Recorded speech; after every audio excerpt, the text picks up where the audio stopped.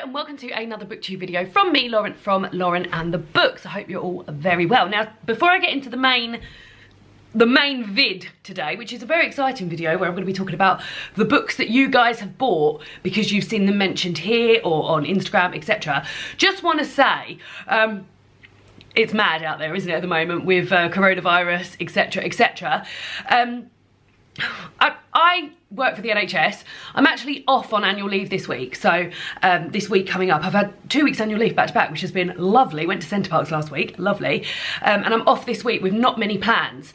I feel like there's not much I can be doing for other people while I'm at home, but what I am going to be doing, if you are self-isolating and you're at home with not much to do, I'm going to aim to make a video every day this week, just so that people have got something to watch.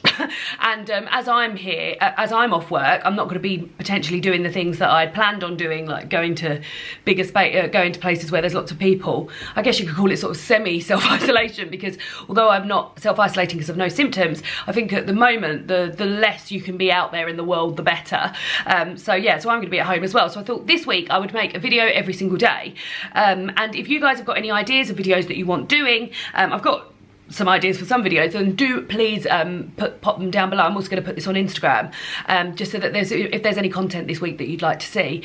And yeah, hope you're all keeping well. Hope you're all, if you're at home self-isolating, hope you're doing loads of reading and you're not feeling too awful.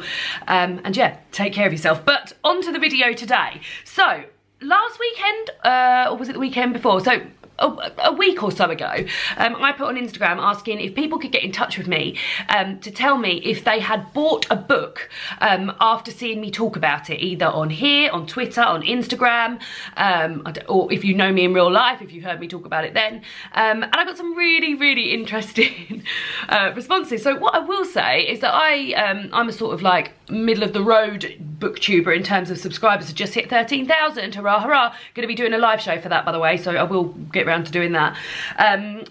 Just hit 13,000 subscribers, and I had over 100 different books. That's not even counting like 100 votes for Rebecca.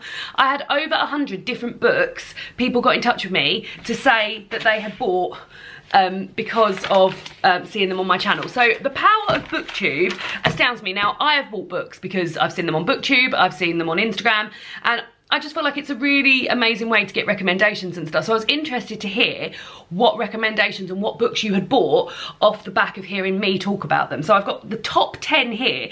What I will say, before I get into the top 10 of like what got the most votes, really interested to see that a few people had bought books that I'd only mentioned in a haul or in a TBR, like books that I haven't even read, which is really exciting, that even books that are hauled are still having the sort of influence. You don't necessarily have to rave about a book like I have done with Rebecca, let's use that example, for people to still go ahead and buy it. And also books that David's read, people have bought, for example, The Elephant Whisperer. That's a book that I've mentioned. A couple of people said they bought that after hearing David talk about it.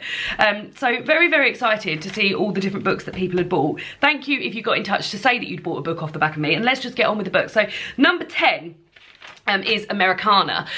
This is one of my favourite books of all time by Chimamanda Ngozi Adichie. I guess at the heart of it, it's a love story told about Abinze and Efemelu, who are both living in Nigeria, and Efemelu decides to go and study in America. Now, Abinze has plans to follow her, but is unable to, and ends up coming to England as an undocumented illegal immigrant. And yeah, you follow Efemelu's life in the US, where she's sort of thriving and running this blog all about race, and you also follow Abinze in the UK. It's amazing, it's beautiful. I've read it, I've listened to the audiobook, both are fantastic. It's one of my favourite books of all time, and I feel like I mention it in a sort of like, it's one of my favourite books of all time things all the time. So I knew that this would appear on the list. So very excited that so many people bought this because of I. The next one is Life After Life. Now, I have a copy of this. I don't know what I've done with it. I've obviously lent it to somebody, but actually the last 3 times, and I've read this book 4 times now. The last 3 times I've read it, I've listened to the audiobook of it, which is great, and that's Life After Life by Kate Atkinson. A completely original book, which I adore, and every time I read it I get something else from it because it's told in a really interesting way. So you follow Ursula, who is the main character in the story, who as you continue through her life, you sort of get a lot of what ifs. So if Ursula was born, but there was such a bad snowstorm outside and the doctor never got to her mother in time to deliver her, Ursula died then. What would happen if the doctor had got to the mother in time to deliver the baby? What happens if Ursula hadn't met a man who was domestic violent, if Ursula hadn't been in a relationship which was absolutely swept up in domestic violence? And just really, really, really clever writing and just really, really enjoyable characters. Kate Atkinson does characters like no other. I love her characters. One thing I will say about this book is that there is a sequel to this book called A God in Ruins, which I own in paperback. I remember buying it because I remember the flat that David and I lived in, and that was about 4 or 5 years ago, and I have never got round to reading that sequel. I don't know what it is. I don't know if maybe I'm a bit nervous because I find Life After Life so perfect that I always have big desires, especially like I listened to the audiobook of it earlier this year and I was like, oh, I'm definitely going to go on and read A God in Ruins straight away after, and I still didn't do it. So I don't know if I'm potentially a little bit nervous about going there because I love Life After Life so much, but I will get round to reading A God in Ruins. But yeah, this is another book. This book actually came onto my consciousness. I run an online book club with some friends, and that's been going for a good long while now as well. One of my friends, Dolores, actually recommended this book for that book club. So that's when I first read it. So very, very, very good book. A brilliant book for a book club as well. Number 8 is Strangers in Iceland, Names for the Sea. So this is a book that I have, I love and and is included in some of my best books ever, but I was really surprised to see it here because I don't feel like it's one that I've gone on about a lot. This is a non-fiction book about Sarah Moss, who moved to Iceland to work as a university lecturer, and took her husband and her 2 young sons with her, and it's a book written about her and her family adapting to life in Iceland and the differences that they have compared to life in Iceland compared to life in the UK, and what it was like for them. And I love it. I really, really love it. And actually, I think last year was potentially one of the only years I haven't reread it. Ever since I've owned it, I've read it every year. Now, this was recommended to me by one of you guys after I loved The Year of Living Danishly. A lot of people said, well, if you like that, you'll really love this. And this is I feel like this is a much better written book than The Year of Living Danishly, and much more like visually, like you can just imagine Iceland. She just writes it so beautifully, and yeah, I really, really love this book and would highly recommend it. If non-fiction, probably my favourite non-fiction book ever. Can I say that? Probably. The next one is quite a recent one actually, and I only read this year, so I was very excited to see that a lot of people have bought this off the back of me reading it this year. But I also know that it's one of I bought this because Jen Campbell had recommended it because she read and listened to these audiobooks last year, and that's the Frieda Klein series, written by Nikki French, which is a husband-wife writing team. I actually haven't finished this series. I've still got Day of the Dead, which is the 8th book in the series to finish, but that's taken a bit of a backseat at the moment because I'm reading so much Women's Prize for Fiction long list books. But this is a crime series in 7 books. Each book has got a different name of the week. So Blue Monday, can't remember what the next one's called. Tuesday's Gone. Waiting for Wednesday. I only own 2 of them. The rest of them I got out from the library, but I bought these 2 second hand. And you're following psychotherapist Frieda Klein and her involvement in some cases that the police are involved in, whether or not the police want her to be involved or not. Sometimes she gets involved and she's not really supposed to be involved, but very, very gripping.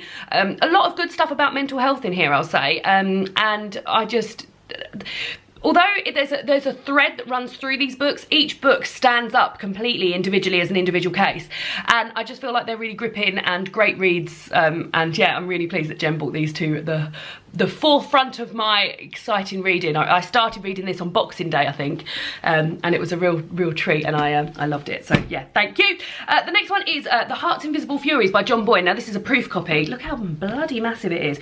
I remember being a bit frightened about this because it was so massive, but this is a wonderful book, a wonderful, wonderful book, and it is all about a man called Cyril Avery. It's his life story, told from when his mother falls pregnant with him. She's outside of wedlock, living in Ireland, and she's pregnant with a married man's baby, all the way up until Cyril's death. All the characters and the people he meets, the fact he's like his relationship with his mother, in and out of that.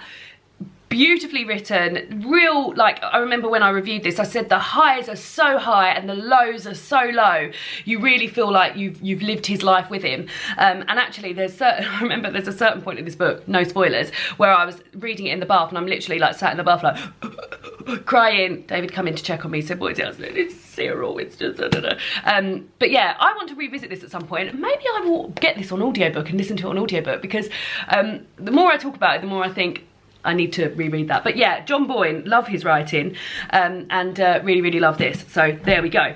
Now, oh no, I haven't. I thought I'd skipped one. Now we're in the top 5. The first one is another one which I was certain I would see on the list, and that's Big Bones by Laura Dockrill. I received the proof copy of this, not last year, the year before. Yes, I ran something in February. I only did it for the 1 year because now I take February off, called Femuary, where I read books written by women, listened, like just completely immersed myself in women for the month. And the publisher got in touch and said, "Oh, I feel like you'd really like this for Femuary." And I read it and I loved it. It's a YA book about this character Bluebell, who's known as BB or Big Bones. And she's a body positive, absolute hero that I needed when I was younger. The book is told as a food diary. She wants to leave school and get an apprenticeship, and her mother says, "Oh no, we can't." Like, they're not very keen on her doing it. She's got sort of like some health problems, asthma, etc. She goes to the doctor and they say, "You need to keep a food diary." So each section is told via one food. So example, coconut or cauliflower cheese or Cornish pasty or latte heart. So it might be something that's happening in her life at the moment. It might be a memory she's had. And I just thought it was such an amazing way to sort of like read a book all through things to do with food. I love food fiction anyway, and anything to do with food and reading I'm really there for. And I loved it, and I went to a talk and met Laura at Lush Book Club, and that was really lovely because she'd seen my videos and she was like, "Thanks so much for going on about my book." And loads of people got in touch and said that they bought this off the back of me mentioning it. So yeah, really great book for teenagers, amazing, but also for adults. Like, I learned so much from Big Bones, and I read it when I was about 30, so love it. Number 4 is a series of books. This is the first book in the series, and this is Nevermore, The Trials of Morrigan Crow by Jessica Townsend. There are 2 of these books out in this series now, and the third one is out in August this year, which I'm super excited about. I read them, and I own the second one, although I think my mum's got the second one at the moment.